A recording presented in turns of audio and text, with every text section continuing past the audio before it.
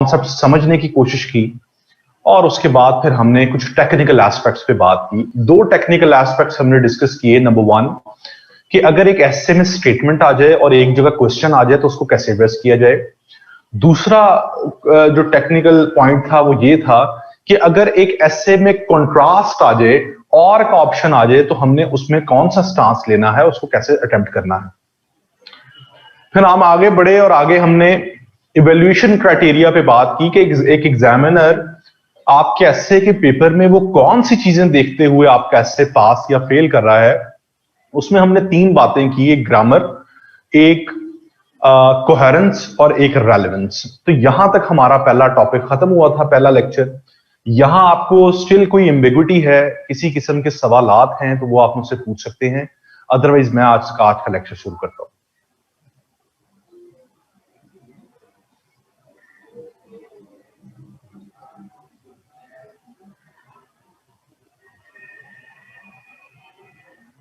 चलें आगे जी।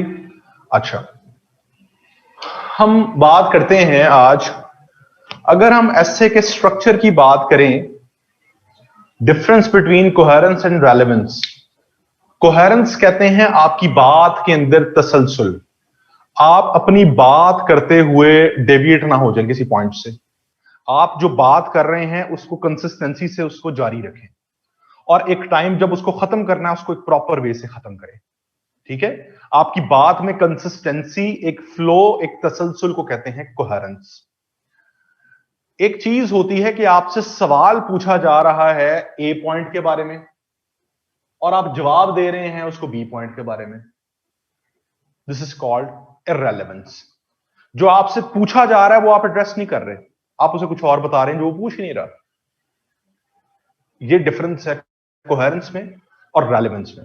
कोहेरेंस में आप बात करते करते पटड़ी से उतर जाते हैं, डेविएट हो जाते हैं। यहां आप सिरे से ही गलत चल रहे हैं, आपने रास्ते ही, आपने जाना राइट पे था, आप जा लेफ्ट पे रहे। जी, कोई मसला यहां तक?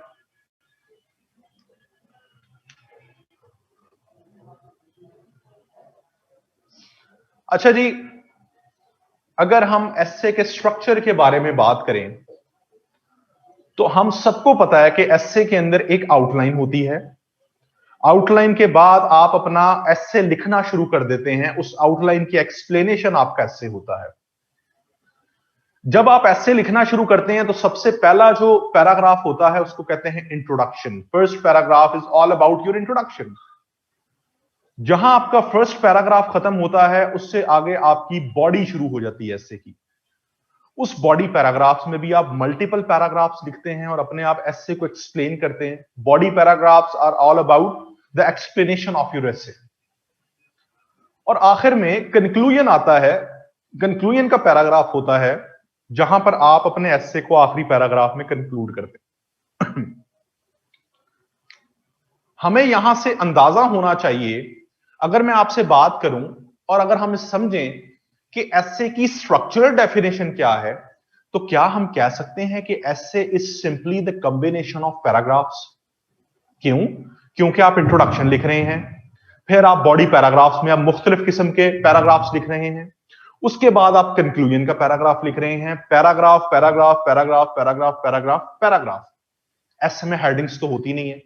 आपने इंट्रोडक्टरी पैराग्राफ लिखा, आगे से आपके बॉडी पैराग्राफ शुरू हो गए। जहां आपका बॉडी पैराग्राफ्स खत्म हुए वहां आपका कंक्लूजन का पैराग्राफ हो गया। तो आपने एसे को क्या किया, मुख्तलिफ पैराग्राफ लिखते हुए उन पैराग्राफ की कॉम्बिनेशन को हमने एसे बना दिया। क्या हम ये कह सकते हैं? क्या ये बात आपको समझ आती है कि essay is simply the combination of paragraphs?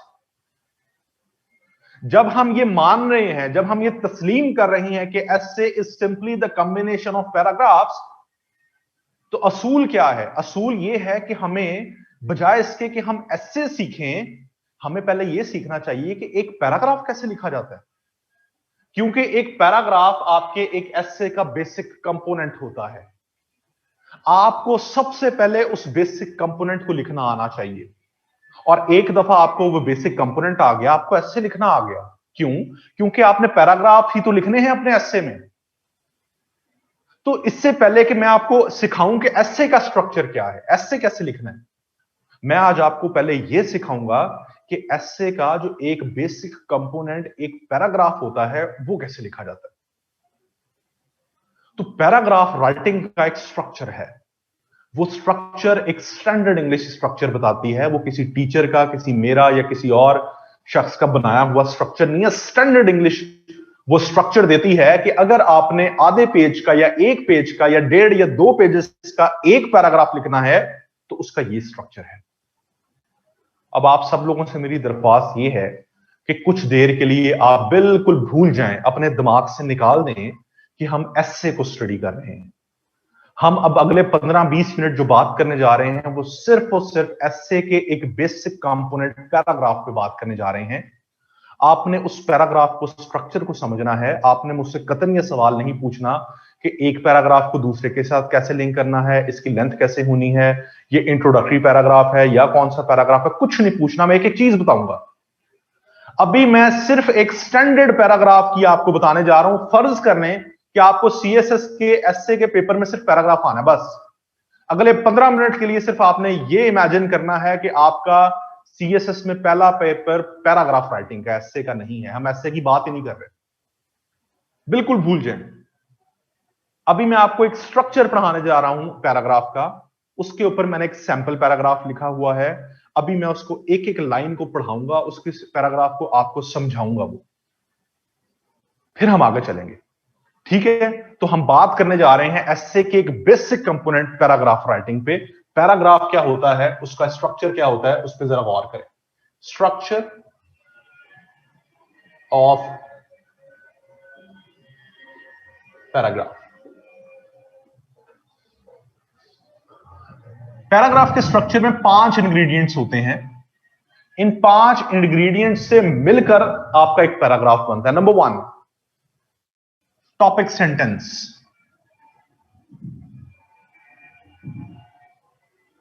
Number 2, extension of the topic sentence.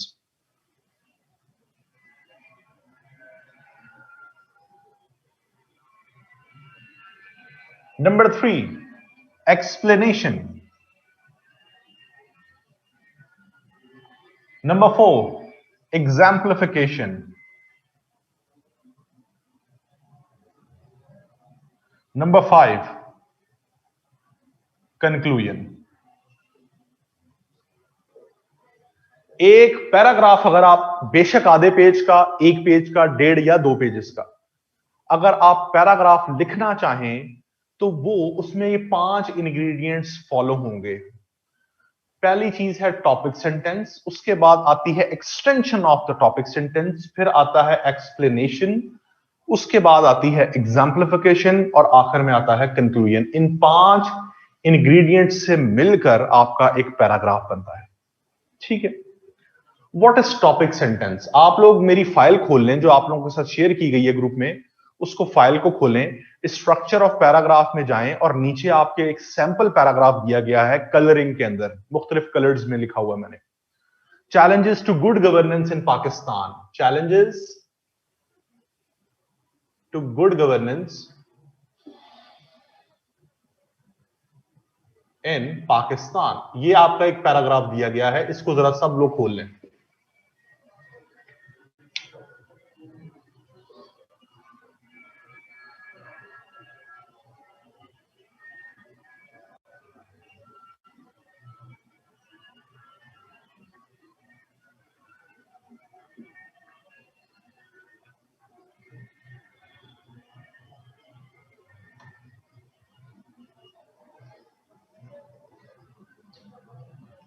खोल लिया जी सबने? अच्छा, अब मैं आपको एक एक इंग्रेडिएंट समझाता जाऊंगा और साथ हम उस पैराग्राफ में उसको देखते जाएंगे। ठीक है, जरा गौर करना है। सबसे पहले आता है topic sentence. Topic sentence, what is topic sentence? आपका जो पैराग्राफ होता है वो हमेशा टॉपिक सेंटेंस से शुरू होता है, हमेशा। टॉपिक सेंटेंस आपके पैराग्राफ का पहला फिक्रा होता है जिसमें आपके टॉपिक का मेन आइडिया नजर आ रहा हो। मेन आइडिया, अपने जिस ऐसा फिक्रा जिसमें आप हिट कर रहे हैं टॉपिक को, डायरेक्टली टॉपिक को हिट कर रहे हैं, इसे कहते हैं टॉपिक सेंटेंस। टॉपिक हमारा है challenges to good governance in Pakistan. Pakistan में अच्छी गवर्नेंस को क्या मसाइल है। इसका मैंने टॉपिक सेंटेंस कैसे बनाया है जरा गौर कीजिएगा। मैंने लिखा है the governance system of Pakistan lies at the heart of multiple challenges. ये शायद आपको फिक्रा जरा मुश्किल लगे, मैं इसको आसान कर देता हूं। The governance system of Pakistan is facing serious challenges. पहला फिक्रा मैंने वो बनाया जिसमें मेरा टॉपिक को मैंने हिट किया। मेरा टॉपिक नजर आ रहा है, टॉपिक था challenges to good governance in Pakistan. मैंने अपना पहला फिक्रा बनाया the governance system of Pakistan is facing very serious challenges. वो फिक्रा जिसमें टॉपिक हिट हो रहा है, टॉपिक नजर आ रहा हो आपको। कोई मसला यहां तक है तो पूछें। टॉपिक सेंटेंस किसी को समझ नहीं आया तो पूछें।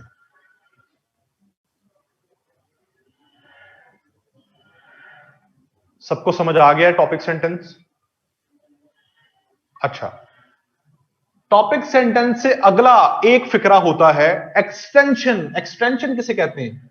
किसी चीज को लंबा करना, किसी चीज को खींचना। Extension of the topic sentence. आपने टॉपिक सेंटेंस से अगला फिक्रा कोई ऐसा लिखना है जो एक्सटेंशन हो आपके टॉपिक सेंटेंस की। मैंने कहा the governance system of Pakistan is facing very serious challenges. Pakistan के गवर्नेंस सिस्टम को बहुत संगीन मसाइल का सामना है। इस बात को मैं कैसे एक्सटेंड कर सकता हूं? क्या मैं ये कह सकता हूं कि ये जो मसाइल हैं, जो पाकिस्तान के गवर्नेंस सिस्टम को मसाइल हैं, ये जो मसाइल हैं ये पाकिस्तान के सोशो इकोनॉमिक और पॉलिटिकल अफेयर्स को खराब कर रहे हैं।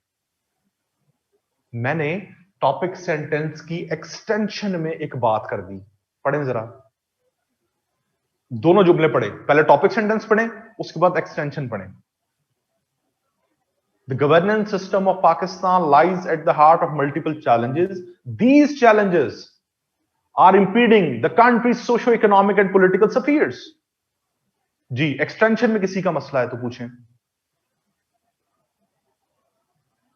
क्लियर? अच्छा, थर्ड पॉइंट है एक्सप्लेनेशन। अब आप अपने मेन आइडिया को एक्सप्लेन करेंगे कि what sort of governance challenges are confronted by Pakistan. आपने बात की ना कि पाकिस्तान को गवर्नेंस के मसाइल हैं, ये गवर्नेंस के मसाइल पाकिस्तान के को नुकसान पहुंचा रहे हैं। अब आप वो एक्सप्लेन करेंगे कि वो किस किस्म के गवर्नेंस के मसाइल हैं। Explanation of these challenges. उस एक्सप्लेनेशन में मैंने कैसे एक्सप्लेन किया है, मैंने थोड़ा हिस्टोरिकल पॉइंट ऑफ व्यू से बता दिया है, उसको करंट सिनेरियोस के साथ लिंक कर दिया है कि हिस्ट्री में पाकिस्तान को ये गवर्नेंस के मसाइल थे, आज पाकिस्तान को ये मसाइल हैं। आप बेशक हिस्ट्री का ना लिखें, आप अभी करंट सारे बता दें। किसी भी तरह से आपने एक्सप्लेन करना है कि मसाइल क्या है, मसाइल की नौयत क्या है, इंटेंसिटी क्या है। जरा पढ़ें। Since its inception, Pakistan has been confronting political instability due to periodic military interventions, coupled with non-democratic attitude of political parties. These factors did not let governance flourish in true letter and spirit. At present, the situation is as similar as of the past. The incapacitated state institutions, incapacitated का मतलब होता है जिनमें capacity ना हो perform करने। The incapacitated state institutions compounded with corruption depict the grim situation of governance crisis in Pakistan.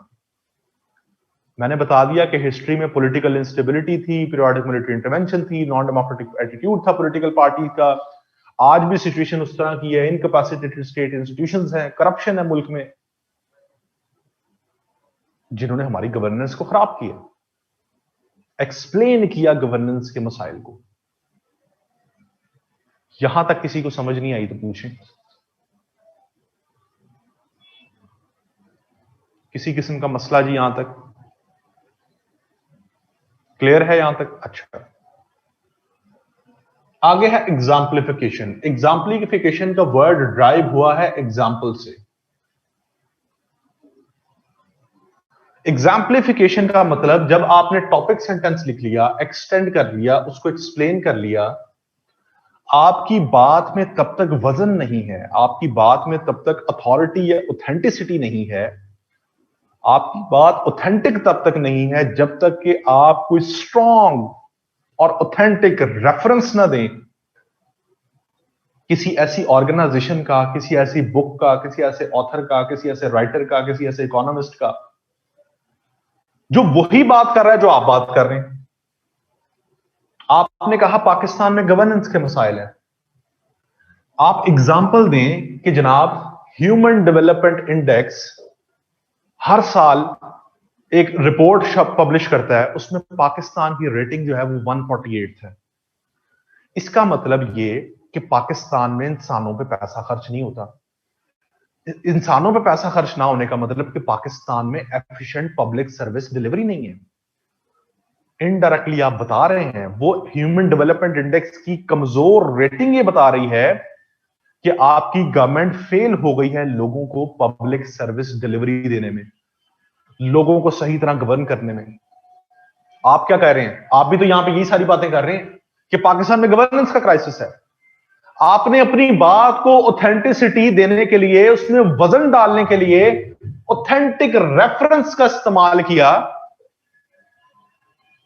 किसी organisation का, let's suppose human development index का, जो वही चीज एविडेंस बेस्ड बात कर रहा है, जस्टिफाई कर रहा है आपके इस पॉइंट को।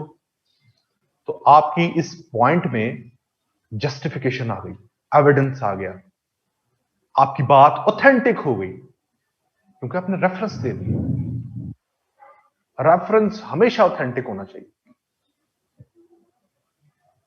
रेफरेंस में कोई फैक्ट्स एंड फिगर आ सकता है, कोई इंटरनेशनल गवर्नमेंटल ऑर्गेनाइजेशन की रिपोर्ट आ सकती है, IMF, World Bank, World Trade Organization, United Nation Security Council, UNDP, UNESCO, UNPFA, Pakistan economic survey, Pakistan bureau of statistics, किसी बुक का रेफरेंस आ सकता है, why nations fail, prisoners of geography, governing the ungovernable, confessions of an economic hitman. ठीक है, किसी किताब का रेफरेंस दे सकते हैं, किसी इकोनॉमिस्ट ने कोई बात की उसका रेफरेंस दे सकते हैं, कोई कोटेशन दे सकते हैं।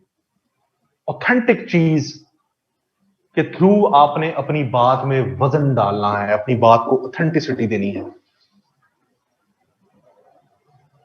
यहां तक कोई मसला है तो पूछें जी, कोई मसला मसाइल यहां तक?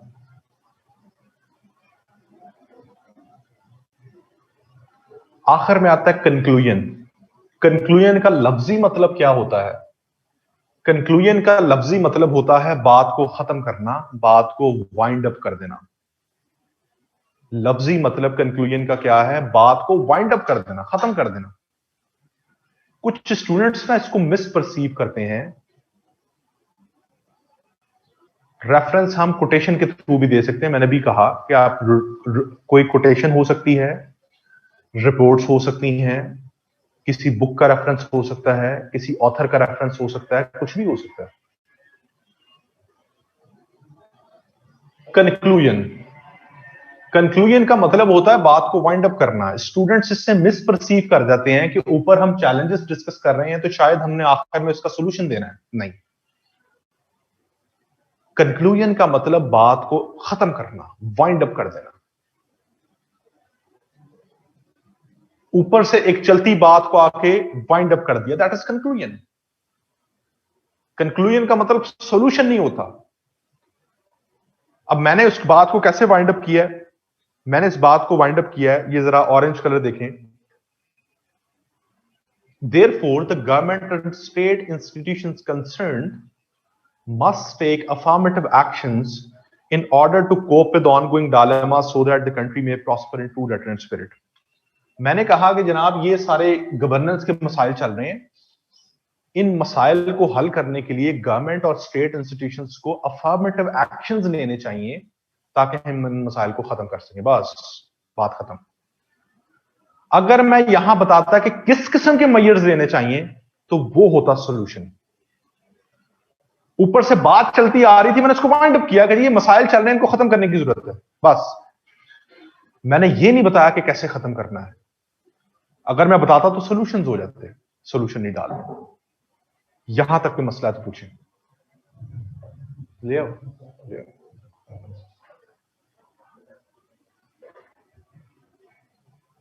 Does conclusion have to be positive? जरूरी नहीं है। आप ऐसे भी कह सकते हैं कि ये गवर्नेंस का क्राइसिस बहुत संगीन है, अगर गवर्नमेंट ने ये इसको खत्म ना किया तो government will be on the verge of disaster. इस तरह भी आप कर सकते हैं।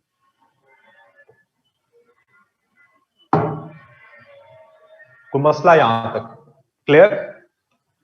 पैराग्राफ का स्ट्रक्चर आपको क्या सिखाता है, यह बात जरा गौर से सुननी है। पैराग्राफ का स्ट्रक्चर आपको सिखाता है कि आपने सिर्फ एक पैराग्राफ में एक एस्पेक्ट को डिस्कस करना है, उससे हिलना जुलना नहीं है। आपके टॉपिक में एक एस्पेक्ट क्या है? चैलेंजेस, गवर्नेंस के चैलेंजेस।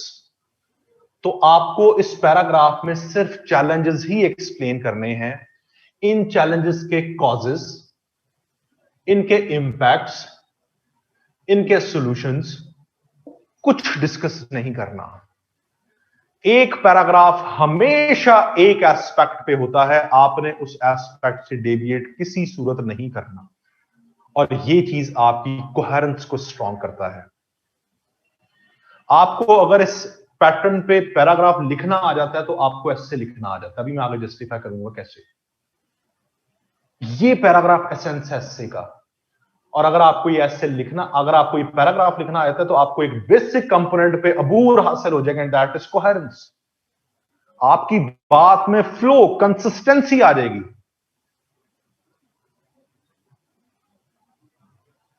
अब आप लोग 5 मिनट लें, तसल्ली से इस पूरे स्ट्रक्चर को पढ़ें और फिर पैराग्राफ राइटिंग को पढ़ें। फिर आपका कोई सवाल है उसको मैं एड्रेस करता हूं। Can we, so we can not give unsolicited advice और solutions, only if he asks then we give solutions. अगर आपका आ जाता है टॉपिक, अगर आपका टॉपिक हो पैराग्राफ का, way forward to tackle governance crisis in Pakistan या solutions to tackle governance crisis in Pakistan, तो आपके एक पैराग्राफ में सिर्फ सॉल्यूशंस होंगे, सिर्फ सॉल्यूशंस, दैट्स इट। अगर कहता है impacts of the governance crisis in Pakistan, तो आपके ऐसे में सिर्फ इंपैक्ट्स होंगे। अगर आपसे गवर्नेंस के किसी एक चैलेंज पे टॉपिक आ जाता है, पॉलिटिकल इंस्टेबिलिटी, सिर्फ पॉलिटिकल इंस्टेबिलिटी पे बात होगी। अगर आता है पीरियोडिक मिलिट्री इंटरवेंशन, सिर्फ पीरियोडिक मिलिट्री इंटरवेंशन पे एक पैराग्राफ लिखेंगे। टॉपिक डिपेंड करेगा, टॉपिक क्या है, उस टॉपिक से नहीं हिलना। समझ आ गई है? किसी किस्म की कोई कंफ्यूजन यहां तक है तो पूछ लें मुझसे। 5 मिनट लें, इसको पूरे को अच्छे से पढ़ें और पढ़कर इसका पैराग्राफ पढ़ें और फिर मुझे बताएं। मैंने आपसे अभी कहा था कि मुझसे लेंथ नहीं पूछनी है आपने। मैं भी आपको एक एक चीज आगे जाके बताऊंगा जब ऐसे का स्ट्रक्चर पढ़ाऊंगा। अभी सिर्फ इसको जहन नशी करें, इसको सिर्फ बिठाएं जहन में कि ये पैराग्राफ क्या है, इसको लिखना कैसे, सिर्फ ये। अभी और कोई सवाल नहीं। The sample paragraph fits anywhere और इज दिस फॉर इंटरव्यू, कोई फिर सवाल वही आ गया। मैं आपको एक चीज पहले समझाता हूं कि मुझसे सवाल ना पूछें, मैं एक एक चीज आके एड्रेस करूंगा। अभी सिर्फ जहन में ये बात डाल लें कि ये स्ट्रक्चर क्या है, इसको मैंने लिखा कैसे है। मैंने इसको शुरू करने से पहले मुझे मुझे पता था ये सवाल आएंगे। ठीक है, इसको इसको जरा जहन में डालें पहले। इस पे सवाल है तो मुझसे पूछें। इसके स्ट्रक्चर पे कुछ चीज समझ नहीं आई, मैंने इसको कैसे अप्लाई किया इन पैराग्राफ, वो समझ नहीं आई, वो पूछें। ये लेंथ और इंट्रो इसको बाद में करते हैं, इसमें पूछें सवाल।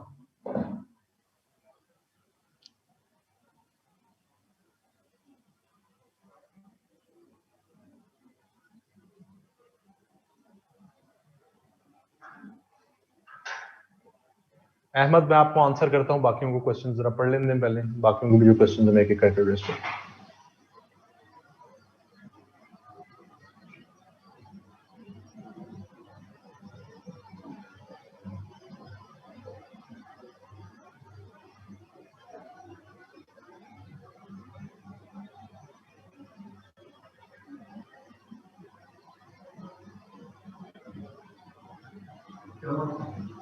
कुछ नहीं, वो पैराग्राफ पढ़े हैं,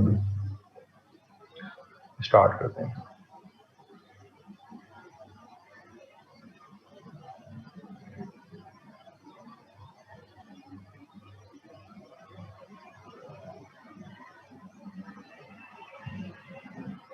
नायाब मैं करता हूं इसको आंसर, बाकी वो पढ़ लेने जरा।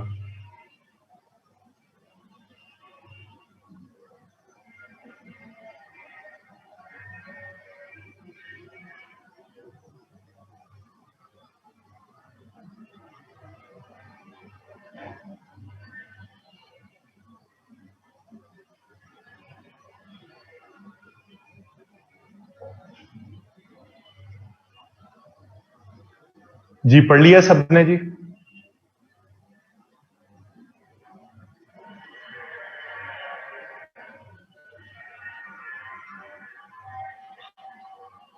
अहमद अली का क्वेश्चन है, we have to discuss multiple aspects but one paragraph specifically for the topic.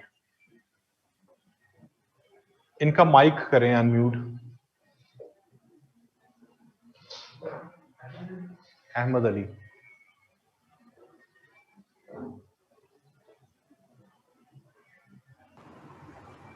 अस्सलाम वालेकुम सर। वालेकुम सलाम जी अहमद। सर मैं ये पूछना चाह रहा था, जैसे इस क्वेश्चन में हमारे पास चैलेंजेस हैं, तो हम जो इंट्रोडक्टरी हमारा पैराग्राफ होगा वो हम स्पेसिफिकली चैलेंज को मेंशन करेंगे, उसके बाद हम फिर फर्दर उसमें उसके इफेक्ट, सॉल्यूशंस और उन चीज़ों की तरफ जाएंगे। मैंने अभी आपसे एक चीज कही थी कि आप लोग प्लीज प्लीज इस चीज में कंफ्यूज मत हो कि ये इंट्रोडक्टरी पैराग्राफ है या ये कौन सा पैराग्राफ है। मैंने आपको कहा कि आप भूल जाए कि हम ऐसे पढ़े हैं, हम एक पैराग्राफ पढ़े। इंट्रोडक्टरी पैराग्राफ क्या होता है, उसमें क्या क्या चीजें डिस्कस होती हैं, मल्टीपल एस्पेक्ट, एक एक चीज आपकी मैं एक्सप्लेन करूंगा। इसीलिए मैं आपको कह रहा हूं, मैं सिर्फ आपसे ये बात कह रहा हूं, आप इस स्टैंडर्ड को फॉलो करें। आपने एक पैराग्राफ में एक एस्पेक्ट को डिस्कस करना है। अभी जब आगे मैं स्ट्रक्चर पढ़ाऊंगा आपको एक एक चीज समझ आ जाएगी कि मैं क्या उस टाइम कह रहा था और मैं आने वाले जो है वो टॉपिक्स में क्या बात करूं। आपने सिर्फ अभी जहन में एक चीज डालनी है, ये एक पैराग्राफ का स्ट्रक्चर है, इसके ऊपर हमने जो टॉपिक आएगा उस टॉपिक से नहीं हिलना, उस टॉपिक के एक एस्पेक्ट को हमने डिस्कस करना है। सिर्फ अभी ये चीज जहन में डालें बस। जैसे सिंगल पैराग्राफ के लिए हमने भी देखना, एक पैराग्राफ एक एस्पेक्ट पे है बस, ये चीज आप जहन में फिलहाल डालें। Okay sir. अब मैंने इसलिए आपको शुरू में कह दिया था पढ़ाने से पहले कि आप लोग कंफ्यूज मत होइएगा कि ये इंट्रोडक्टरी पैराग्राफ है, ये कौन सा है। मैं एक एक चीज जाके आगे बताता हूं। Okay sir, thank you. एक टॉपिक, एक आइडिया। अच्छा, अब आते हैं नायाब की। इन्होंने कहा कि जी आपने जो एक्सटेंशन की टॉपिक सेंटेंस की, उसमें तो आपने इंप्लीकेशंस उसकी बता दी। मैंने इंप्लीकेशंस नहीं बताई। मैं अगर बताता इंप्लीकेशंस तो मैं बताता कि गवर्नेंस की वजह से पाकिस्तान में इन्फ्लेशन आ रही है, पाकिस्तान में करप्शन बढ़ रही है, पाकिस्तान में जो है अनएम्प्लॉयमेंट बढ़ रही है, पाकिस्तान में लॉ एंड ऑर्डर खराब हो रहा है। ये इंप्लीकेशंस हैं। तो मैंने सिर्फ एक लिंक किया चीज को कि पाकिस्तान के सोशो इकोनॉमिक अफेयर्स खराब हो रहे हैं। वो कैसे खराब हो रहे हैं, अगर मैं वो बताता, वो इंप्लीकेशंस होती। ठीक है। महक आपने लिखा है कि दीस चैलेंजर कॉज, बिल्कुल लिख सकते हैं इस तरह से। Topic sentence is basically unfolding the topic like explaining it. Topic sentence का मतलब, आप सेंटेंस किसे कहते हैं? फिक्रे को। टॉपिक वो फिक्रा जो टॉपिक को रिप्रेजेंट कर रहा है, जिसमें टॉपिक आपका हिट हो रहा है। ठीक है, इसे कहते हैं टॉपिक सेंटेंस। पैराग्राफ के स्ट्रक्चर की समझ आई आपको? कोई कंफ्यूजन, एम्बिगुइटी है तो मुझसे पूछ लें। किसी किस्म का कोई मसला मसाइल है तो पूछ लें जी। हाँ, अब ये अच्छा सवाल है। इन्होंने कहा कि जी आपने एक्सप्लेनेशन में इशू के कॉजेस को भी एड्रेस किया है। दरअसल जब आप गवर्नेंस पढ़ते हैं ना, तो मिलिट्री इंटरवेंशन कॉज एक तरह से तो है, लेकिन मिलिट्री इंटरवेंशन इटसेल्फ भी गवर्नेंस का एक चैलेंज है। मिलिट्री के इंटरवेंशन ने गवर्नेंस मुल्क की खराब कर दी, ये चैलेंज है। तो पॉलिटिकल इंस्टेबिलिटी भी चैलेंज है, पीरियोडिक मिलिट्री इंटरवेंशन भी चैलेंज है, non democratic attitude of political party ये भी चैलेंज है। इस वजह से आपको लग ऐसे रहा है कि मैंने शायद कॉज बता दिया, नहीं, पॉलिटिकल इंटरवेंशन इटसेल्फ एक चैलेंज है आपकी गवर्नेंस को। सोबिया, हुआ क्लियर?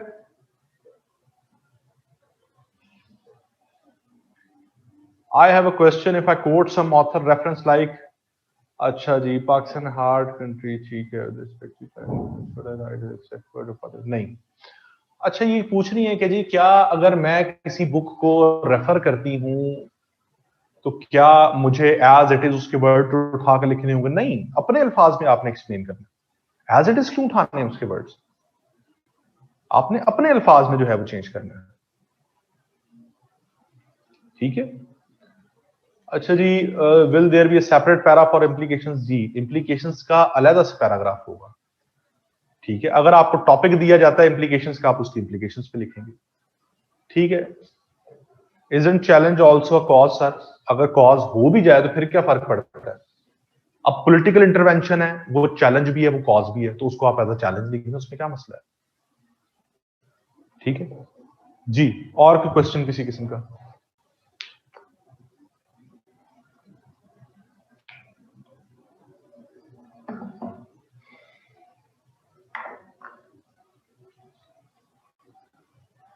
क्लियर है जी यहां तक, अभी तक? अच्छा, अब आते हैं हम स्ट्रक्चर ऑफ एसे के ऊपर। अब आपके जो दिमाग में अभी कंफ्यूजन चल रही हैं, अभी एड्रेस हो जाएंगी एक एक करके, सारी चीजों एड्रेस हो जाएंगी। अब हम आते हैं स्ट्रक्चर ऑफ एसे के ऊपर। एसे का स्ट्रक्चर क्या होता है?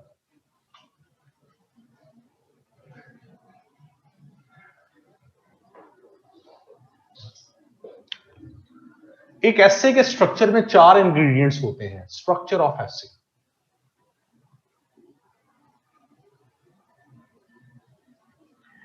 एक एसे के स्ट्रक्चर में 4 इंग्रेडिएंट्स होते हैं।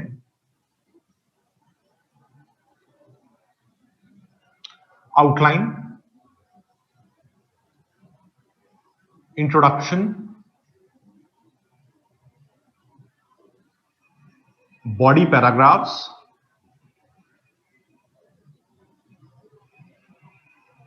कंक्लूजन।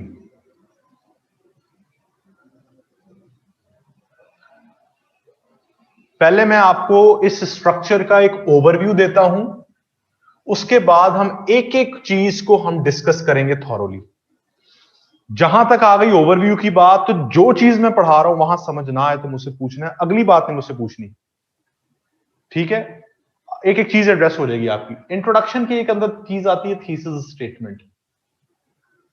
अब मुझसे ये सवाल नहीं पूछना कि सर थीसिस स्टेटमेंट कहां आएगी, ऊपर आएगी, नीचे आएगी, आगे आएगी, पीछे आएगी, आउटलाइन में आएगी, इधर आएगी, उधर आएगी। एक एक चीज बताऊंगा। ठीक है, जो चीज मैं अभी पढ़ा रहा हूं उसमें समझना आया तो उससे सवाल पूछना है, आगे की बात नहीं पूछनी। सबसे पहले बात करते हैं आउटलाइन की। ये आपका एक स्ट्रक्चर है पैराग्राफ का, इन 4 चीजों से मिलकर आपका एसे बनता है। सबसे पहले है आउटलाइन। आपकी जो आउटलाइन है वो क्या है? आउटलाइन आपके एसे का एक स्केलेटन है जिसमें आप अपने आर्ग्यूमेंट्स को ऑर्गेनाइज कर रहे हैं। आपके दिमाग में जितने एक टॉपिक के बारे में आइडियाज होते हैं, आप उसको एक ऑर्गेनाइज्ड वे में लिख लेते हैं, उसे हम कहते हैं आउटलाइन। और उन आइडियाज को फिर आप आगे अपने एसे में उसी तरतीब से लिखते हैं। आउटलाइन का मकसद क्या है? ये एक स्केलेटन है। इसका मकसद है आपके दिमाग में जो आइडियाज हैं उनको एक ऑर्गेनाइज्ड फॉर्म में लिख लेना, ताकि उस तरतीब को आप अपने एसे में फॉलो करें। आउटलाइन क्या करती है? आउटलाइन आपको एक आपके एग्जामिनर की रहनुमाई करती है, रीडर की रहनुमाई करती है। उसे पता चलता है कि आपने कौन सी बात किस तरतीब से अपने एसे में की हुई है। आप एक किताब पढ़ते हैं, एक किताब को जब खोलते हैं तो सबसे पहले उसमें क्या चीज आती है? कंटेंट पेज, जिसमें लिखा होता है कि chapter 1 is about this, chapter 2 is about this, chapter 3 is about this, chapter 4 is about this. आपकी रहनुमाई आपको मिलती है कि इस किताब में किस तरतीब से कौन सा चैप्टर दिया गया है, किस तरतीब से कौन सी बात की गई है, आपको एक ओवरऑल स्ट्रक्चर किताब का पता चल जाता है कि अच्छा पहले ये बात होगी, इसमें फिर ये चैप्टर आएगा, फिर इस बारे में बात होगी, फिर इस बारे में बात होगी, ऐसी है। तो आउटलाइन आपका सेम जैसे कंटेंट पेज एक किताब का काम करता है, इसी तरह से आउटलाइन भी एक तरह का आपके एसे का कंटेंट पेज है।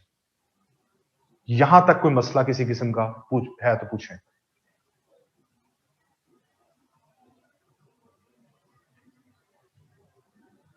क्लियर? समझ आ गई है? आउटलाइन की लेंथ कितनी होती है, इसमें क्या टेक्निकल पॉइंट्स है, एक एक चीज बाद में एक्सप्लेन करते हैं। अच्छा, इंट्रोडक्शन। आउटलाइन जब आप लिख लेते हैं तो हेडिंग्स नहीं आती, इंट्रोडक्शन की बकायदा हेडिंग नहीं आप देते, आप अगले पेज से अपना एसे लिखना स्टार्ट कर देते हैं। तो जो पहला पैराग्राफ होता है that will be your introduction. अपने एसे के इंट्रोडक्शन में आप अपने टॉपिक को इंट्रोड्यूस करते हैं, आप एक बर्ड्स आई व्यू देते हैं, एक आप ओवरव्यू देते हैं अपने पूरे एसे का। उसमें एक तरह की आपका एसे जो है वो, आपका इंट्रोडक्शन जो है वो आपके एसे की समरी होता है, जिसमें आप अपने एसे को समराइज कर रहे होते हैं, एक जनरल ओवरव्यू दे रहे होते हैं कि मैं आगे ये बात करने जा रहा हूं। ब्रॉड ओवरव्यू है, एक समरी है आपके पूरे का पूरे एसे की, आपका इंट्रोडक्शन। समझ आ गई इतनी बात कि इंट्रोडक्शन क्या है? इंट्रोडक्शन समरी है। जैसे आप सब लोगों ने अपनी एकेडमिक डिग्रीज में थीसिस राइटिंग की होगी, रिसर्च आर्टिकल्स लिखे होंगे। जब आप रिसर्च आर्टिकल लिखते हैं या थीसिस लिखते हैं तो उसमें सबसे पहले एब्स्ट्रैक्ट आता है, ये एग्जेक्टिव समरी आती है, ये एक पैराग्राफ होता है जिसे आप पढ़ते हैं तो आपको एक जनरल आइडिया मिल जाता है कि इस पूरे एसे के अंदर, इस पूरे थीसिस में क्या बात हुई है। तो introduction is same like an abstract और an executive summary of your thesis. तो आपका जो इंट्रोडक्शन है वो आपके पूरे एसे का एक तरह से एब्स्ट्रैक्ट है, जिसमें आप समराइज कर रहे हैं अपने एसे को। ठीक है, इसमें एक चीज आती है थीसिस स्टेटमेंट, इस पे बाद में बात करते हैं। इंट्रोडक्शन जब आप लिख लेते हैं, इंट्रोडक्शन हमेशा एक पैराग्राफ का होता है, उसके बाद आपके एसे की बॉडी शुरू होती है। बॉडी के अंदर आप अपने एसे को एक्सप्लेन करते हैं, आप एक एक पॉइंट के आउटलाइन के अंदर जो आपने एक एक पॉइंट लिखा होता है, हर पॉइंट पे आप एक पैराग्राफ लिखते हैं। बॉडी पैराग्राफ्स में जितने पैराग्राफ्स आप लिखेंगे वो उस स्ट्रक्चर पे होंगे जो मैंने अभी आपको पढ़ाया। बॉडी पैराग्राफ्स में जितने पैराग्राफ्स आ रहे हैं वो टॉपिक सेंटेंस से शुरू होंगे, कंक्लूजन पे खत्म होंगे। तो इसलिए तो मैं अभी आपको बता रहा था कि अगर आप उस स्ट्रक्चर पे लिखना सीख जाते हैं, आपको ऐसे सारा लिखना आ जाता है, आपने अपने पूरे एसे को एक्सप्लेन ही तो बॉडी में करना है। पीछे तो सिर्फ आपका इंट्रोडक्शन एक पैराग्राफ और एक पैराग्राफ कंक्लूजन रह जाते हैं, इन दोनों के स्ट्रक्चर्स डिफरेंट हैं। इंट्रोडक्टरी पैराग्राफ और कंक्लूजन के स्ट्रक्चर्स डिफरेंट हैं, तो आपको सिर्फ दो पैराग्राफ में दो मुख्तलिफ स्ट्रक्चर्स को फॉलो करना है, बाकी पूरा ऐसे जो आपने लिखना है वो आपकी बॉडी है, और बॉडी में आपने जो पैराग्राफ लिखना है वो आपका टॉपिक सेंटेंस से शुरू होगा, कंक्लूजन पे खत्म होगा। अब जवाब मिला मेरी बात का, जो आपको पूछ रहे थे सवाल, अभी और मिलेगा। अभी बात कंप्लीट मेरी नहीं हुई, अभी आगे जाके मजीद आपकी क्लैरिटीज होती जाएंगी। इतनी क्लियर हुई बात? अभी आप में से अहमद ने पूछा था कि जी इंट्रोडक्टरी पैराग्राफ में होता है, इसमें ऐसे मिक्स चीजें हो जाती हैं। इंट्रोडक्टरी पैराग्राफ का स्ट्रक्चर ही डिफरेंट है, वो मैं आगे जाके पढ़ाऊंगा। बॉडी पैराग्राफ में जो आउटलाइन का एक पॉइंट है, उस पॉइंट पे आपने एक पैराग्राफ लिखना है, उससे डेविएट नहीं करना, उस पॉइंट से हिलना नहीं है। उसको भी आगे आगे जाके एक्सप्लेन करते हैं। आखिरी पैराग्राफ होता है कंक्लूजन का। कंक्लूजन होता है बात को वाइंड अप कर देना, बात को खत्म कर देना। ऊपर से जो ऐसे चलता आ रहा है उसको आखिर में आखिरी पैराग्राफ में वाइंड अप करना है, खत्म करना है, ताकि एब्रप्ट एंडिंग ना हो। बॉडी के बाद खत्म नहीं, बॉडी पैराग्राफ के बाद एक आप आखिरी पैराग्राफ लिखेंगे जिसमें आप अपने एसे को कंक्लूड करेंगे, वाइंड अप करेंगे। यहां तक किसी किस्म का क्वेश्चन है तो पूछें। जी समझ आई ओवरव्यू की? अब आते हैं थीसिस स्टेटमेंट के ओवरव्यू पे यहां तक मुझे बताएं कोई क्वेश्चन है तो।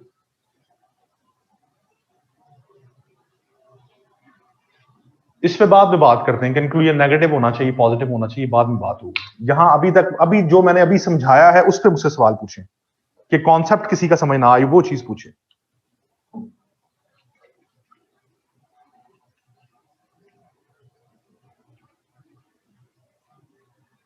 क्लियर? अच्छा, व्हाट इज थीसिस स्टेटमेंट?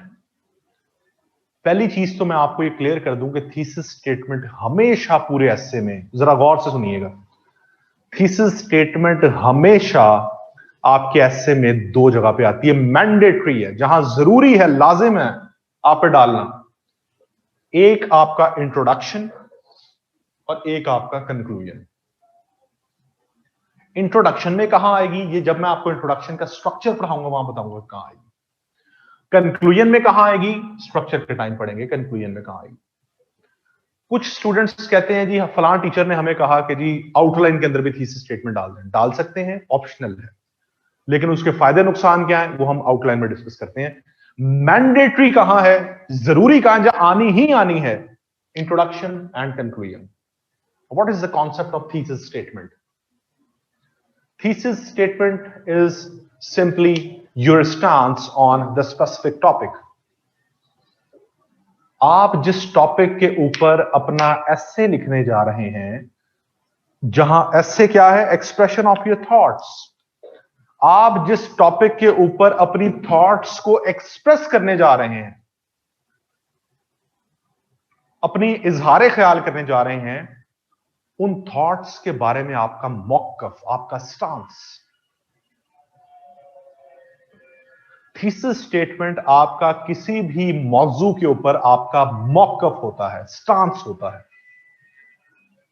आप लोग टॉक शोज देखते हैं, टॉक शो में क्या होता है? एक होस्ट होता है, उसके सामने गेस्ट बैठा होता है।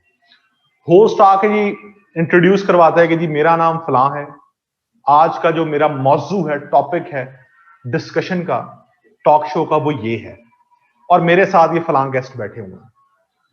तो होस्ट क्या करता है? सबसे पहले उस गेस्ट से पूछता है कि जनाब आप मुझे इस टॉपिक के ऊपर अपना स्टांस बताएं कि आप क्या समझते हैं इस बारे में। वो गेस्ट उसके ऊपर स्टांस लेता है, फिर पूरे टॉक शो में होस्ट उस स्टांस के ऊपर उससे क्रॉस क्वेश्चनिंग करता है और वो पूरे टॉक शो में अपने उस स्टांस को जस्टिफाई करता है। उसका जो स्टांस लेना है, that is his thesis statement. और फिर उस स्टांस को पूरे टॉक शो में जो जस्टिफाई करना है, दैट इज हिज एस्से। तो जो स्टांस है वो थीसिस स्टेटमेंट है, स्टांस को जस्टिफाई कर रहे हैं विद रेलेवेंट आर्गुमेंट्स, वो आपका एस्से। तो thesis statement is just a stance on your topic. यहां तक कोई मसला? जी, कॉन्सेप्ट समझ आया जी थीसिस स्टेटमेंट का?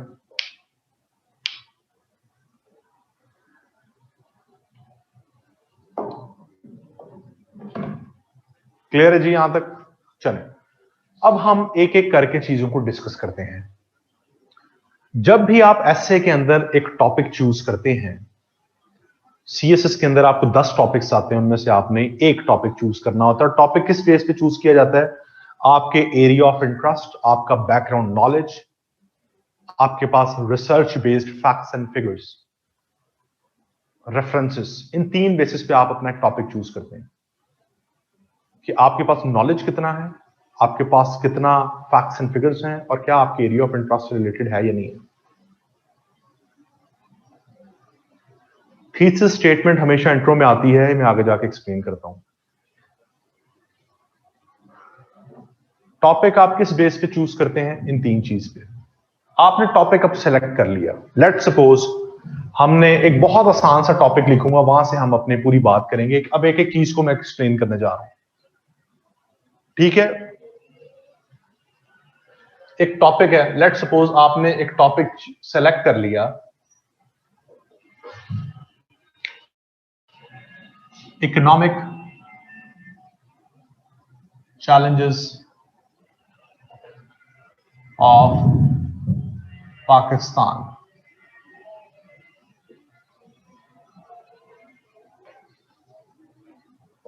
ये अब आपने टॉपिक सेलेक्ट कर लिया है, आपको सीएसएस में टॉपिक आया, उसमें से आपने सेलेक्ट कर लिया। अब आपने इस पे ऐसे लिखना है।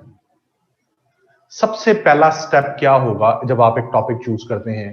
स्टेप 1, ये स्टेप 1 और स्टेप 2, पहले दो स्टेप्स रफ वर्क में करने हैं, नीट नहीं है, रफ वर्क। पिछले पेज पे जाएं, रफ वर्क में करने हैं। Step 1, decoding of the topic.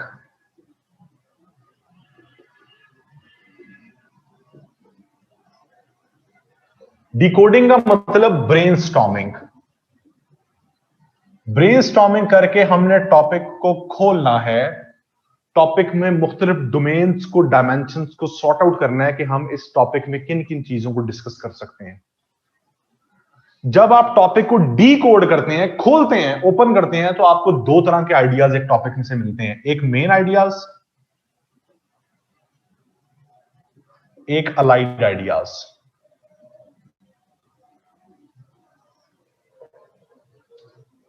इस टॉपिक में देखें, मेन आइडिया क्या होता है? मेन आइडिया वो होता है जो आपके टॉपिक में सामने नजर आ रहा हो, आपको सामने जो नजर आ रहा हो वो आपके टॉपिक का मेन आइडिया है, and that is economic challenges of Pakistan. Economic challenges, आपको एक डायरेक्शन मिल गई कि मैंने अपने एस्से में इस डोमेन को, इस एरिया को एक्सप्लोर करना है। डिकोडिंग ऑफ द टॉपिक में आप क्या करते हैं? एरियाज को फाइंड आउट करते हैं कि मैंने किन किन एरियाज पे अपने एस्से में बात करनी है। तो पहला मेन आइडिया, आपको एक एरिया डोमेन मिल गया, इकोनॉमिक चैलेंजेस, आपको पता चल गया कि मैंने अपने एस्से में अब इकोनॉमिक चैलेंजेस पे तो बात करनी ही करनी है। और कोई मेन आइडिया नजर आ रहा है इसमें आपको? कोई नजर नहीं आ रहा, एक ही मेन आइडिया है, इकोनॉमिक चैलेंजेस ऑफ पाकिस्तान। आपको एक डायरेक्शन मिल गई, एक क्लू मिल गया कि मैंने पाकिस्तान के मौशी मसाइल पे तो बात करनी करनी। यहां आते हैं अलाइड आइडियाज और लिंकिंग आइडियाज। ये क्या होते हैं? अलाइड और लिंकिंग आइडियाज ये होते हैं, अपेरेंटली तो हमें नजर नहीं आ रहे होते यहां पर टॉपिक के अंदर ये आइडियाज, लेकिन ये किसी ना किसी तरह से इनडायरेक्टली मेन आइडिया के साथ लिंक होते हैं। यहां आप करते हैं ब्रेनस्टॉर्मिंग। जरा जहन पे जोर डालें, अगर हम पाकिस्तान के मौशी मसाइल की बात कर रहे हैं तो क्या हम पाकिस्तान के मौशी मसाइल के कॉजेस की नहीं बात कर सकते? कॉजेस, इसकी वजूहात क्या है, ये भी तो ऐसे में डिस्कस कर सकते हैं हम। अब ये अपेरेंटली यहां नजर नहीं आ रहा कॉजेस, लेकिन ये किसी तरह से आपके टॉपिक के साथ लिंक तो है। अगर आप एक मसले को डिस्कस कर रहे हैं तो आपको उसकी वजूहात भी बतानी चाहिए, उसके इंपैक्ट्स भी बताने चाहिए, और उसको सॉर्ट आउट कैसे किया जाए, सॉल्यूशंस भी बताने चाहिए। तो आपने ब्रेनस्टॉर्मिंग की, आपने अपने दिमाग को इस्तेमाल किया और आपको चार एरियाज मिल गए, चार डोमेन्स मिल गई, जहां से आपको पता चल गया कि मैंने पूरे एस्से में इन चार डोमेन्स में रहते हुए, इन चारों को एक्सप्लेन करते हुए अपने इस टॉपिक को अटेम्प्ट करना। That is all about step 1, decoding of the topic. कोई मसला यहां तक?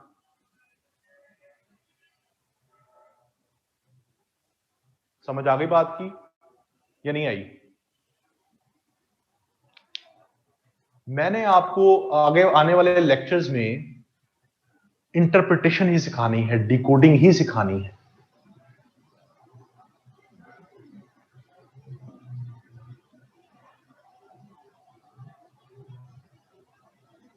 सो रहे हैं अभी, मेरा ख्याल कुछ लोग हैं वही जाग रहे हैं, बाकी सब सो रहे हैं। जी, मायरा, उसवा, मरियम, आमना, अमीर, हमजा, नायाब, जाहिदा, जहांजेब, इसबा, सदफ, अदनान जाग रहे हैं? मुझे ये जवाब दे, जाग रहे हैं? समझ आने के बाद में पूछ रहे, जाग रहे हैं आप लोग? चलें, अच्छी बात। आगे है स्टेप 2।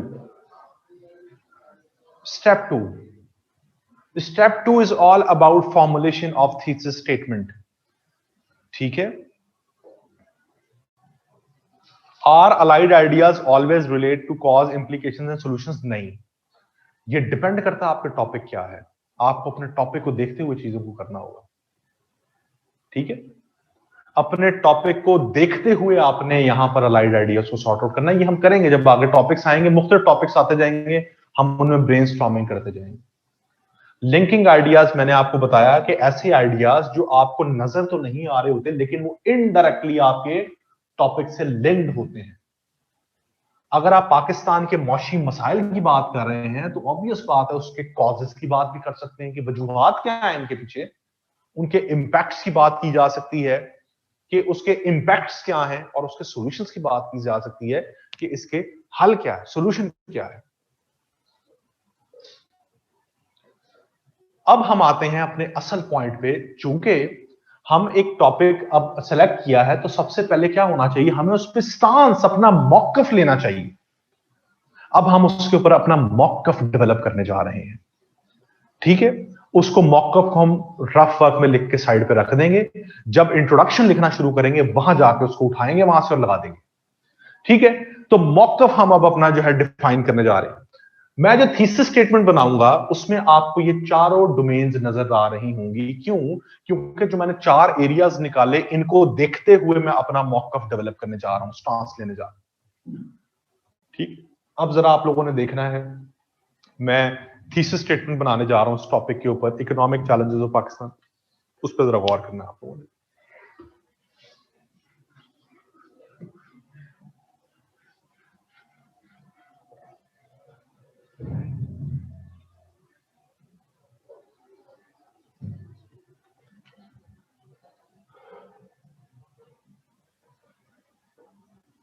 ये टॉपिक के ऊपर थीसिस स्टेटमेंट है। स्टेप 2,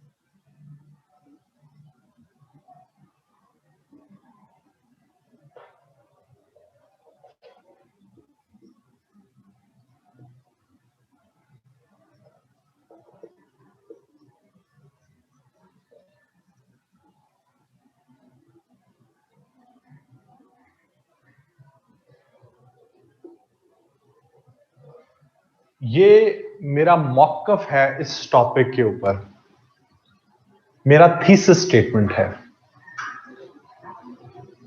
टॉपिक था पाकिस्तान के मौशी मसाइल, इकोनॉमिक चैलेंजेस ऑफ पाकिस्तान।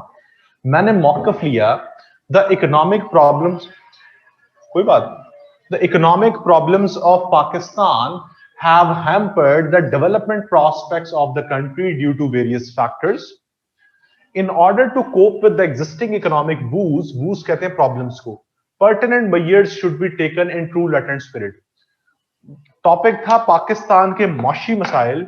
मैंने उस पर मौकफ लिया कि पाकिस्तान के मौशी मसाइल जो हैं उन्होंने मुल्क के डेवलपमेंट प्रोस्पेक्ट्स को रोका है, खराब किया है कुछ फैक्टर्स की वजह से। लिहाजा जरूरत है पाकिस्तान में ऐसे मेजर्स लिए जाएं, पर्टिनेंट मेजर्स, जिनसे हम इन इकोनॉमिक चैलेंजेस को कोप अप कर सकें।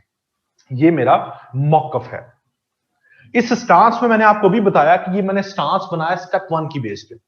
स्टेप 1 में जो 4 हमने आइडियाज सॉर्ट आउट किए, 3 अलाइड आइडियाज और एक मेन आइडिया, वो आपको इस थीसिस स्टेटमेंट में नजर आ रहे होंगे, जिनकी बेस पे मैंने ये मॉकअप डेवलप किया। नंबर 1, इकोनॉमिक प्रॉब्लम्स, था ना main idea economic challenges. Number 2, due to various reasons, causes, आ गया ना। Number 3, impacts have hampered the development prospects of the country, development को रोका है, adversely impact किया है, hampered, impacts,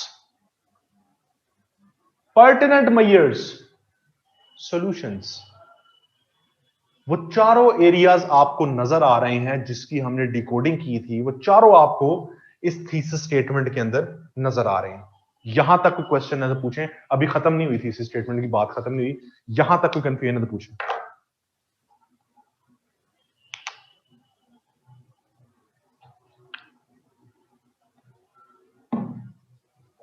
जी, कोई मसला मसाइल यहां तक?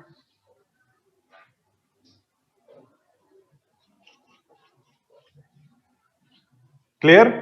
चले अब बात करते हैं थीसिस स्टेटमेंट में 2 टेक्निकल पॉइंट्स की। नंबर 1, थीसिस स्टेटमेंट कभी भी 2 सेंटेंसेस से एक्सीड नहीं करनी चाहिए, maximum 2 sentences and minimum 1 sentence. Thesis statement आपकी 2 सेंटेंसेस से ज्यादा नहीं होनी चाहिए, मैक्सिमम 2 सेंटेंसेस की होनी चाहिए, ठीक है। What after economic whose, WOES, problems को कहते हैं वूज। पहला पॉइंट मैंने आपको बताया कि थीसिस स्टेटमेंट कभी भी 2 सेंटेंसेस से ज्यादा ना हो। ये लाइंस नहीं गिननी आपने, सेंटेंसेस गिनने हैं। सेंटेंस वहां से वहां तक पहला है और आगे दूसरा है, 2 सेंटेंसेस मैक्सिमम। दूसरा टेक्निकल पॉइंट, गौर से जरा छोड़ दें, पेंसिल्स कॉपीज अपनी छोड़कर मेरी ये बात सुने। दूसरा टेक्निकल पॉइंट ये कि थीसिस स्टेटमेंट हमेशा जनरलाइज्ड होनी चाहिए, थीसिस स्टेटमेंट कभी भी स्पेसिफिक नहीं होनी चाहिए। इसका क्या मतलब है? थीसिस स्टेटमेंट जनरलाइज होने का मतलब यह है कि हमेशा अपनी थीसिस स्टेटमेंट में जनरल टर्मिनोलॉजीज का इस्तेमाल करें, कभी भी स्पेसिफाई ना करें। क्यों ना करें अभी बताता हूं। मैंने लिखा the economic problems of Pakistan. Economic problem एक जनरलाइज टर्म है। मैं अपने एसे में जितने मर्जी इकोनॉमिक प्रॉब्लम्स चाहूं डिस्कस कर सकता हूं। अगर मैं यहां स्पेसिफाई कर देता 1 या 2 इकोनॉमिक प्रॉब्लम्स को अपनी थीसिस स्टेटमेंट में कि the poor taxation and current account deficit of Pakistan have hampered the development prospects of the country. अगर मैं यहां ये 1 या 2 चैलेंजेस को स्पेसिफाई कर देता तो मैं अपनी एसे की डोमेन को नैरो डाउन कर लेता। मैं अपने एसे में उन 2 चैलेंजेस से बाहर और कोई तीसरा इकोनॉमिक चैलेंज डिस्कस ही नहीं कर सकता था। स्पेसिफाई नहीं करना अपनी थीसिस स्टेटमेंट को, जनरल टर्मिनोलॉजीज का इस्तेमाल रखना है। मैंने कॉजेस में लिखा वेरियस रीजंस। मैं यहां 1 या 2 कॉजेस स्पेसिफाई कर देता कि जी Pakistan have hampered the development prospects of the country due to poor economic policies and corruption। तो मैं फिर अपने कॉजेस की डोमेन में सिर्फ करप्शन और पुअर इकोनॉमिक पॉलिसीज की बात कर सकता था, मैं उससे बाहर बात नहीं कर सकता था। मैंने जनरल टर्मिनोलॉजी का इस्तेमाल किया। मैंने बताया the economic problems of Pakistan have hampered the development prospects of the country. Pakistan की डेवलपमेंट को खराब कर रही है। वो किस किस्म की डेवलपमेंट हो सकती है? वो पॉलिटिकल भी हो सकती है, सोशल भी हो सकती है, इकोनॉमिक भी हो सकती है, कल्चरल भी हो सकती है। अगर मैं कहता the economic problems of Pakistan have hampered the political development of the country, तो मैं अब सिर्फ पॉलिटिकल डोमेन से बाहर किसी भी डेवलपमेंट को जो खराब हो रही है उसको बात नहीं कर सकता था।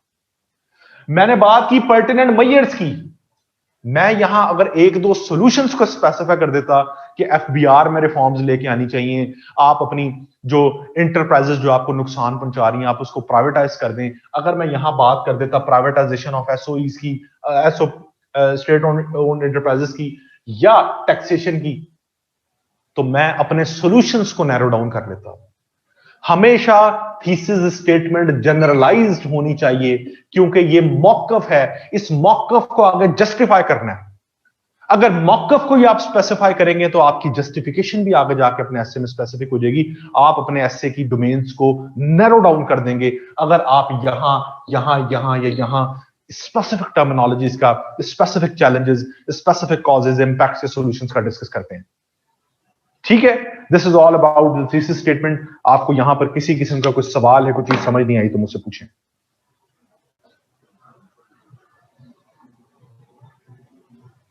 क्लियर है जी थीसिस स्टेटमेंट का कॉन्सेप्ट?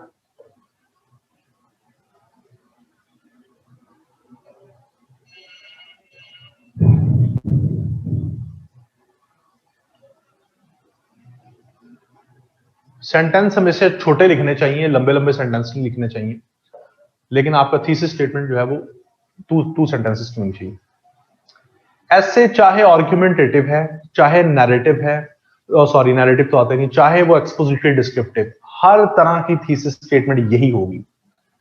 थीसिस स्टेटमेंट में यही रूल अप्लाई होगा, 2 सेंटेंसेस एक्सीड नहीं करनी चाहिए, और थीसिस स्टेटमेंट में जनरलाइज रखना आइडियाज को, स्पेसिफिक नहीं करना, वो किसी भी किस्म का ऐसे है।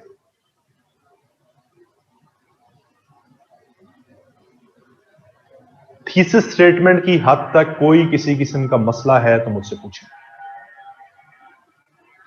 अपनी थीसिस स्टेटमेंट को कभी हाईलाइट नहीं करते ऐसे में, उसको खुद पता चल जाता है एग्जामिनर को जब वो आपका इंट्रोडक्शन पढ़ता है कि आपने थीसिस स्टेटमेंट कहां लिखी। चलें अब ऐसा करते हैं, एक और प्रैक्टिस करते हैं ताकि आपकी जरा थोड़ी सी मजीद चीजें क्लियर हो जाएं। एक और टॉपिक पर प्रैक्टिस करते हैं इसकी, और हम आज का लेक्चर यही वाइंड अप करेंगे।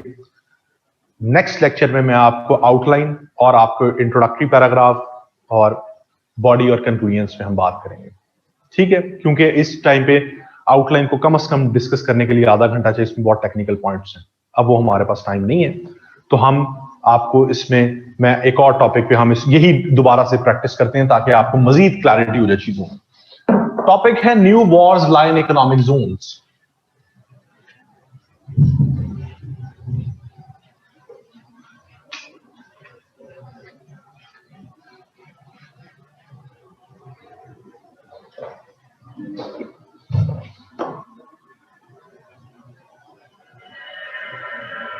दाऊद पूछ रहे हैं कि यही रूल शॉर्ट एसेज में भी अप्लाई होगा?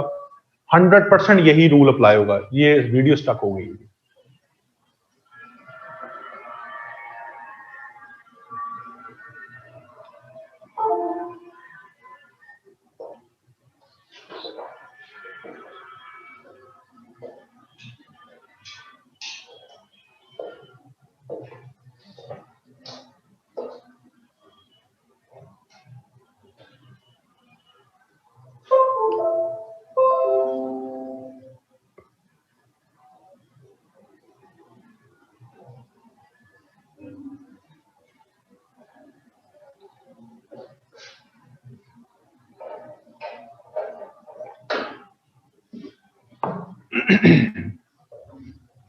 टॉपिक है न्यू वॉर्स लाई इन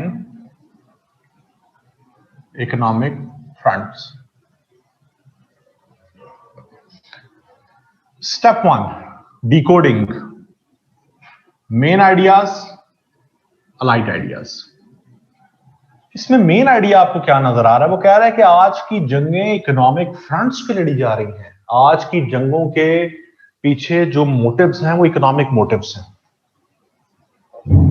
सबसे पहले आप मेन आइडिया में बताएंगे कि how are the new wars being fought in economic fronts, कि कैसे आपकी जो जंगें हैं वो इकोनॉमिक फ्रंट्स पे लड़ी जा रही हैं। How are modern wars being fought in economic front.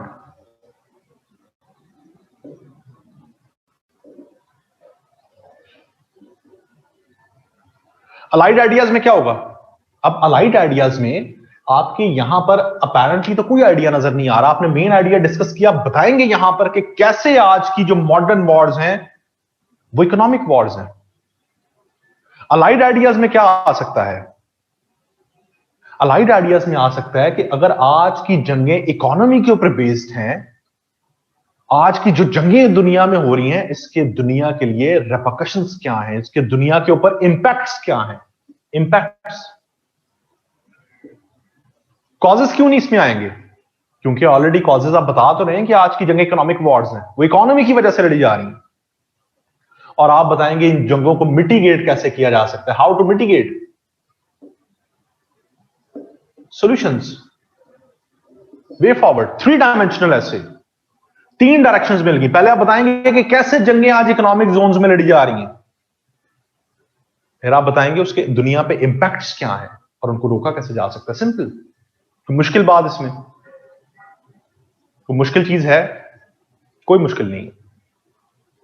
यहां अगर आपने इंटरप्रेट ऐसे को कर लिया या डोमेन से ही बना ली तो आपका ऐसे ठीक है सारा, ठीक है। आगे देखते हैं इसकी थीसिस स्टेटमेंट।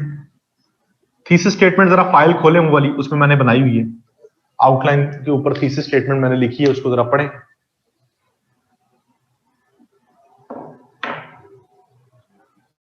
मैंने लिखा है The 21st century has witnessed various military confrontations that are based on economic outcomes. In order to cope with their grave repercussions होता है impacts, pertinent measures at domestic and global levels are direly needed.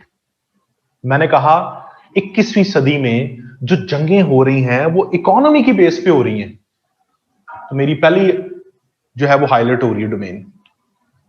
मैंने बताया कि इनके repercussions को, impacts को mitigate करने के लिए जरूरत है कि नेशनल और इंटरनेशनल लेवल पर इनिशिएटिव्स लिए जाएं। वो जो इनिशिएटिव्स हैं वो सॉल्यूशंस हैं और इंपैक्ट्स रेपरकशंस हैं। तो आपने देखा मेरी थीसिस स्टेटमेंट में तीनों डोमेन एड्रेस हो रही हैं। पढ़ें जरा दोबारा थीसिस स्टेटमेंट को, फिर मुझे बताएं कि समझ आई है नहीं है।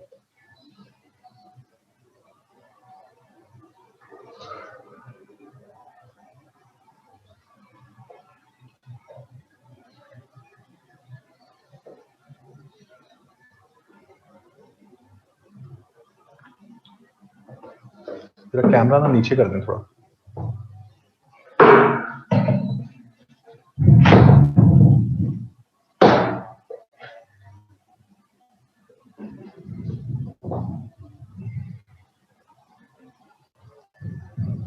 हाँ जी,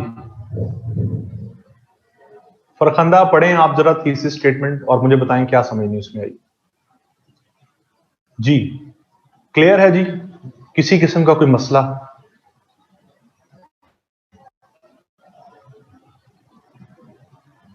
मैंने आपको बताया कि मेन आइडिया इसमें आएगा। आप पहले मेन आइडिया बताएंगे कि कैसे, how are modern wars being fought in economic zones, कि आज जो इकोनॉमिक वॉर्स लड़ी जा रही हैं वो कैसे लड़ी जा रही हैं, पहले इस चीज को एक्सप्लेन करेंगे। अलाइड आइडियाज में आ जाएंगे, उसके इंपैक्ट्स दुनिया पे क्या है, उसके सॉल्यूशंस क्या है।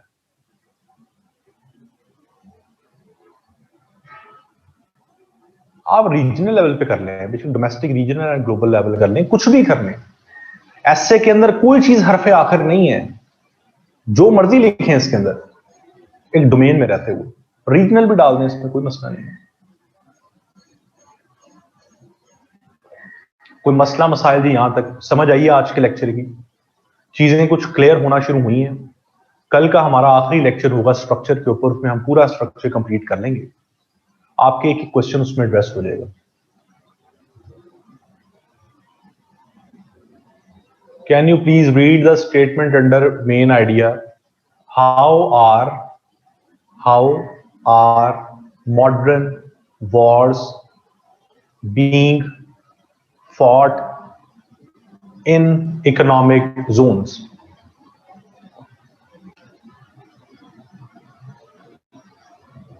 जी अब मुझे आप लोग बताएं कि जो आज का लेक्चर आप लोगों ने लिया, इसमें किसी किस्म की कोई कंफ्यूजन, अगली बात नहीं पूछनी मुझसे, अगली बात नहीं पूछनी, यहां तक शायद पूछें।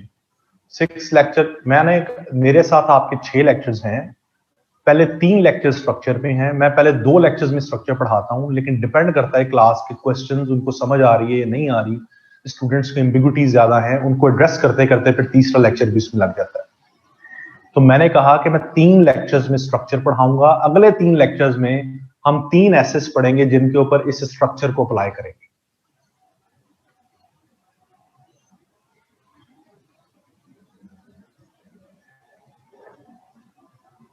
असाइनमेंट आपकी है, आपने एक पैराग्राफ लिखना है, जो मैंने आज आपको स्ट्रक्चर पढ़ाया पैराग्राफ का, टॉपिक सेंटेंस वाला पैराग्राफ।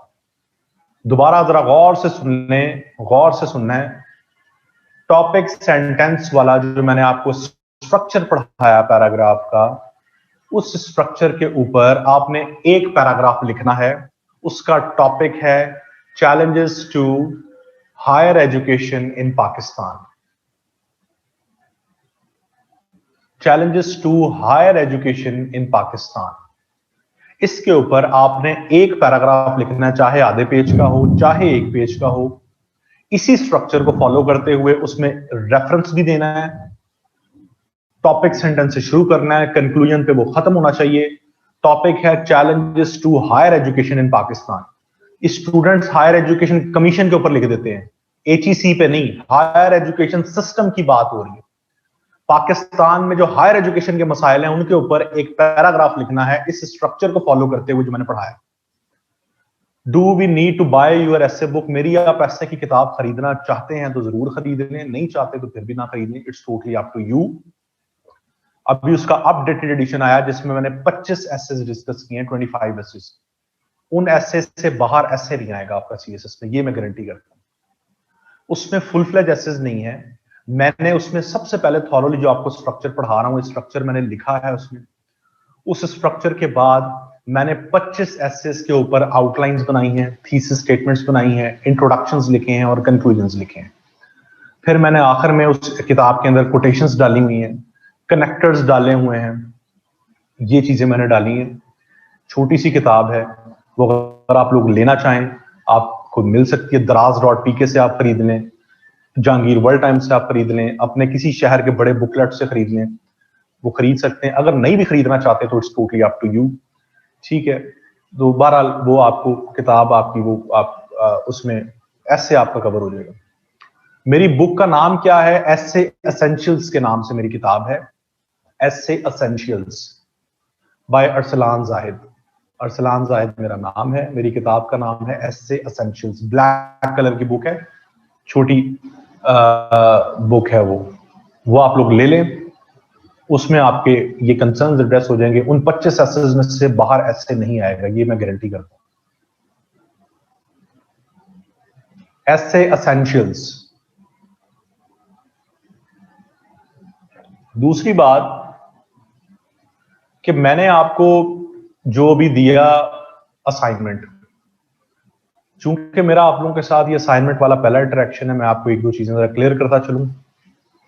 मैं कभी कोई चीज इंपोज नहीं करता किसी के ऊपर।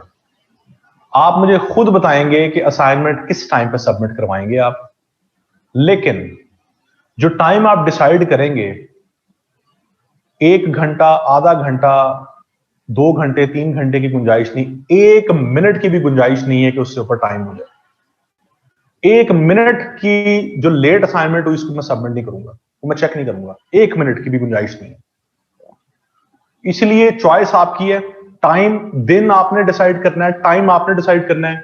उस टाइम से 1 मिनट बाद भी असाइनमेंट आई तो उसको मैं एक्सेप्ट नहीं करूंगा, और किसी ने असाइनमेंट सबमिट ना करवाई या लेट करवाई उसे मैं क्लास में नहीं आने दूंगा। ये जरा 2 चीजें ज़हन नशीं कर लें आप। उसकी वजह यह है कि अगर आप असाइनमेंट नहीं कर रहे तो आप एसे की प्रैक्टिस नहीं करें। Essay is all about practice. अगर आप प्रैक्टिस नहीं कर रहे तो आपका ऐसे पास नहीं होना, और जब आपने ऐसे में होना ही फेल है तो क्यों अपना टाइम जाया कर रहे हैं क्लास लेके? बिल्कुल टाइम जाया ना करें। तो ये चीज ज़हन नशीं कर लें कि मैं किसी स्टूडेंट को क्लास में बैठने नहीं दूंगा। ये अपनी कोऑर्डिनेटर्स जो भी आपके हैं, बैच इंचार्ज हैं, वो आपको बता देंगे। 1 मिनट भी लेट नहीं होनी चाहिए असाइनमेंट। टाइम खुद डिसाइड करना है। अब आप खुद बता दें कि किस टाइम पे किस दिन सबमिट करवाएंगे। असाइनमेंट बता दें। आपने अपनी असाइनमेंट लिखनी है, आपने उसकी तस्वीर बनानी है और उसको PDF में कन्वर्ट करना है। कैम स्कैनर एक एप्लीकेशन है मोबाइल में, उसमें तस्वीर बनाएं, तस्वीर बनाकर उसकी आप जो है वो पीडीएफ बनाए वहां पर, और पीडीएफ अपनी सेंड कर दें हम अपने बैच इंचार्ज को, आप अपनी जो है पीडीएफ सेंड कर दें। मैं बार बार आपसे कह रहा हूं, टाइम मुझे बता दें, दिन बता दें, टाइम बता दें।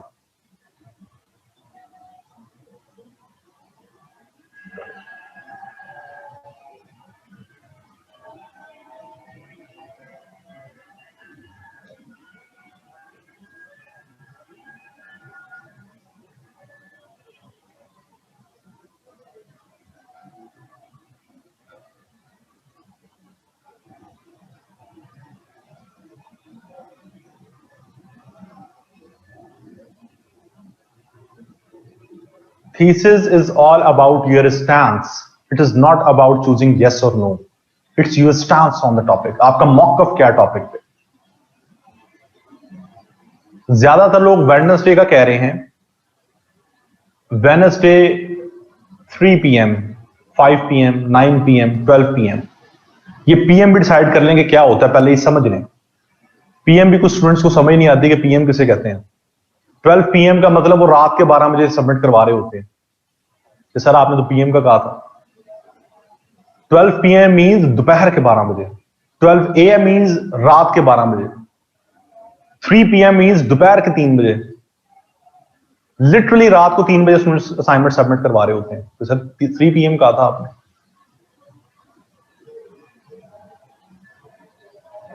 टाइम और दिन डिसाइड करके मुझे बता दें। 12 AM, अच्छा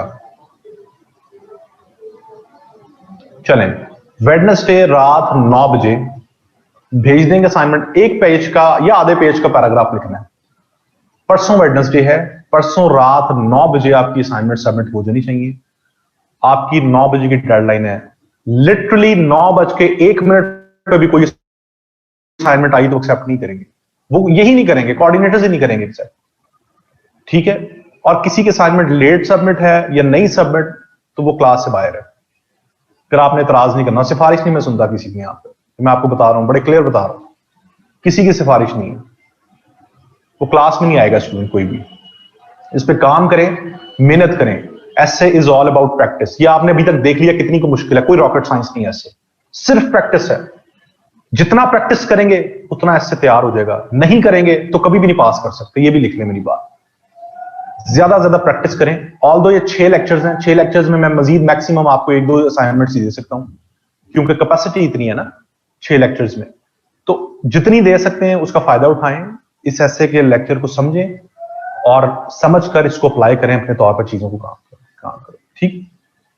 टॉपिक में challenges to higher education in Pakistan.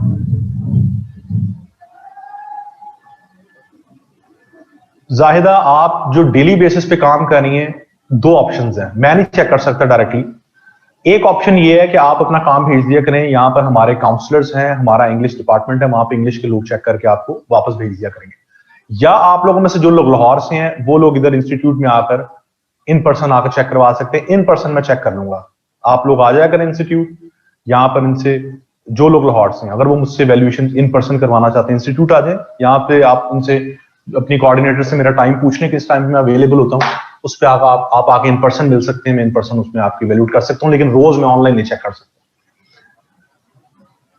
मेरा रोज डिफरेंट टाइमिंग्स हैं, आप अपनी कोऑर्डिनेटर से पूछ लें, वो आपको बता देंगे। जो आप बैच इंचार्ज कौन है आपकी, वो आपको बता देंगे कि मेरी रोज स्केड्यूल क्या होता है। उस लिहाज से आप आ जाएं इधर आके आप टाइम ले लें और मैं चेक कर दिया करूंगा।